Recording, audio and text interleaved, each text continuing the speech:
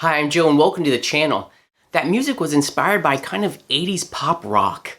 In this series, I like to show you an original piece of music, kind of inspired by an artist or a genre of music. And what I do is I break down all the guitar parts for you in hopes that you can incorporate them in your own playing. Let's grab a guitar and I'll break them all down for you. So the first guitar part basically has two sections to it. The first one is we're going to play off of this C power chord, and then we're going to play to an F power chord. But it's not necessarily a power chord necessarily. What we're going to do here is we're going to play like a C9. So instead of playing this full power chord, or bar chord I should say, instead of playing that third, I'm actually going to put the D on top. So expose that bar with your first finger to get that pretty 9-chord sound. And then to add some movement into this, we're going to take this chord and kind of chug away at it as a bar chord, as a power chord first. But I'm going to move this C down to a B to add some motion to it. And this kind of makes it almost like a C major 7 sound. But since I'm not playing that third, I guess you can almost look at this like a G chord with the C in the bass. But it happens so fast, it kind of moves back and forth. I kind of look at it as a major 7 sound. And then I brush up on those higher strings. So the first part of the chug really is just a power chord, moving that C to the B, and then coming up on that 9-chord sound.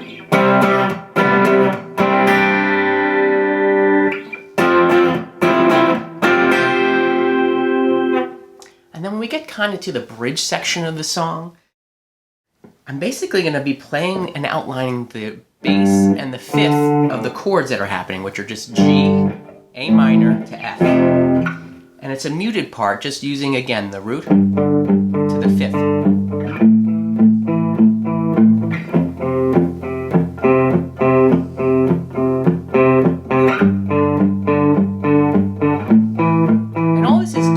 Adding a little bit of texture to all the parts that are happening in the song in general. You don't always have to have your guitar parts stand out. You're just adding some like ear candy or just a little bit of extra energy to the song by playing kind of these lower parts. And then after that, we're going to go right back into the chords. And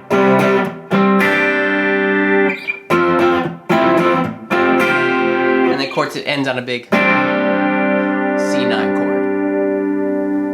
So guitar part 2 is really, again, another textured part. All it's going to do at first is just kind of pound along with the bass, the power chord notes of the C, to the F, but now lower down here in this octave. You'll remember guitar part 1 was, and then up here. For the F chord, we're going to go down low for the F chord here. So again, it's kind of in the beginning, just adding a little bit of punch to those bass notes.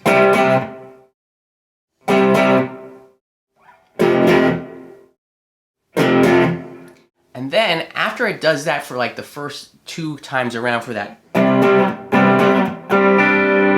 type of chord progression, we're gonna basically just play root notes the entire time as 8th notes, just to add a little driving energy, but they're kind of mixed a little low. So again, it's just gonna go.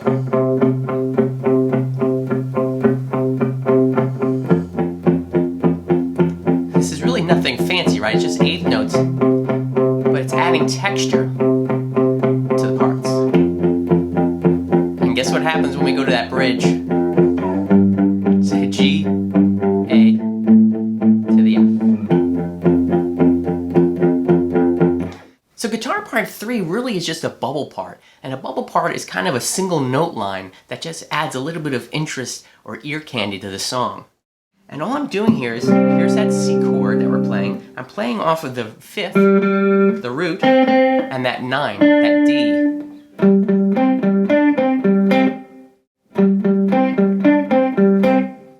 And I first just introduce this part 1 time. And I let the music continue to go, and then to the F chord. And when it goes back to the C chord, I do it again.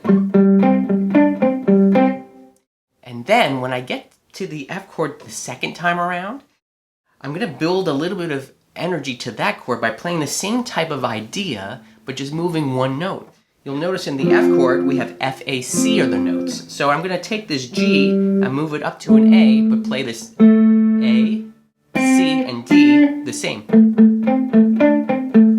So the first bubble part line goes based off of the G note. The second one will be played off of the A, which is the third of the F chord. And these are just short little staccato parts that are kind of done with palm muting. And then after we come out of the bridge, to add a little bit more energy to the song, we're going to pick up this part a little bit and continually play through it instead of pausing in between. And it's just going to go like this. So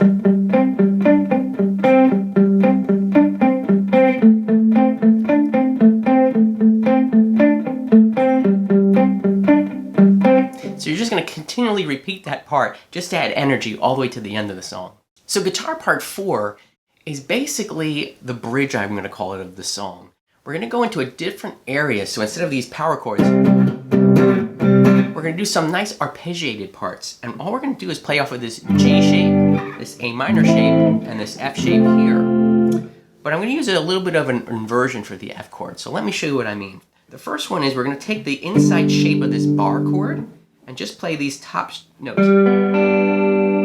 And to add some color, I'm again adding a ninth on top, the A note. It just sounds a little bit more interesting than just your standard G triad. There's nothing wrong with that, but this just adds a little bit of mystery. And I'm going to take this shape and slide up. But I'm going to be basically playing out of this A minor shape. But again, I'm kind of only interested in starting on the D string, playing the A root there. And again, I'm going to add the ninth on top, this B.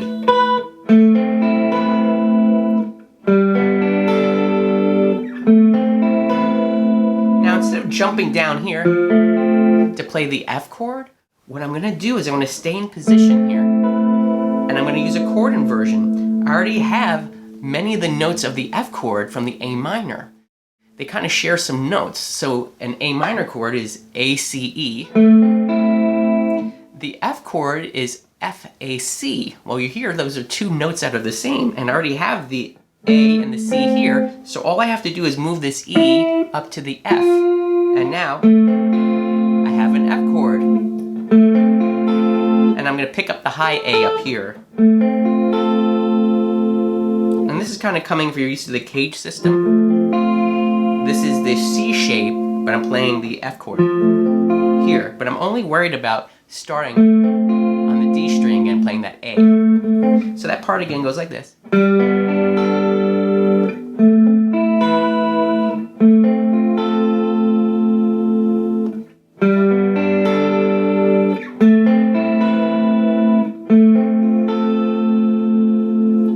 A real simple part, but it adds just a little bit of a different type of flavor to the song. So for guitar part 5, I'm going to play a little bit of a melody line coming out of the bridge. And I kind of see me staying in this C major scale, and I'm really kind of playing the good old major pentatonic scale, really, is all I'm doing. But I'm going to start the lick kind of on G, which is the 5th of the chord that's happening, the C. And I'm going to make a little bit of a motif. It's almost like the rhythm's kind of the same. And I'm just climbing up that scale. And the first time around, I'm just basically playing that, and I'm stopping at this high C. So there's a slight slide in here.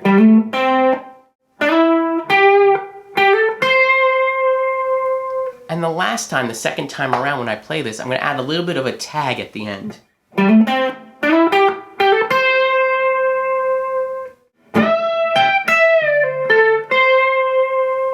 So kind of a common little country or blues lick. Ooh, that got ugly real quick. And all I'm doing is I'm bending up from the D to that E note. And then I'm going to pick up the G on top. And I'm going to end on the C note here. So the whole lick goes like this. And wait for the music to come back around.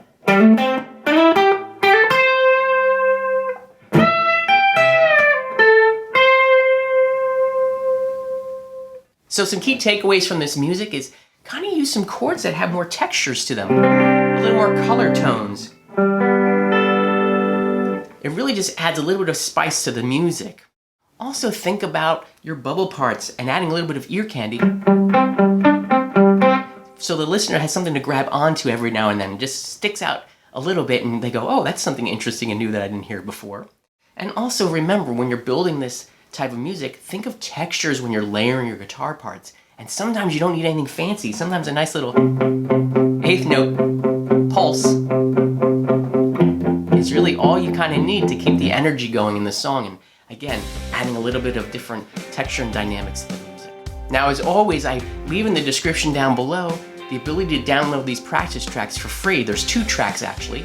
One has the full band on it, so you can practice along with the guitar parts that I showed you. And the other one has all the guitars removed, so you can make up your own guitar parts. And that's the whole purpose of this series, is trying to introduce you to the different techniques that make up this style of music, so you can incorporate it in your own playing. I guess I should have called that song, What Happens When You Turn on a Chorus and Compressor Pedal. Anyway, I hope you found some value in this. And if you did, would you do me a favor? I'm really trying to grow the channel. Would you help me out by subscribing below or hitting the like button? These things help me out and I'm so grateful for your support. As always, I wish you a fantastic day.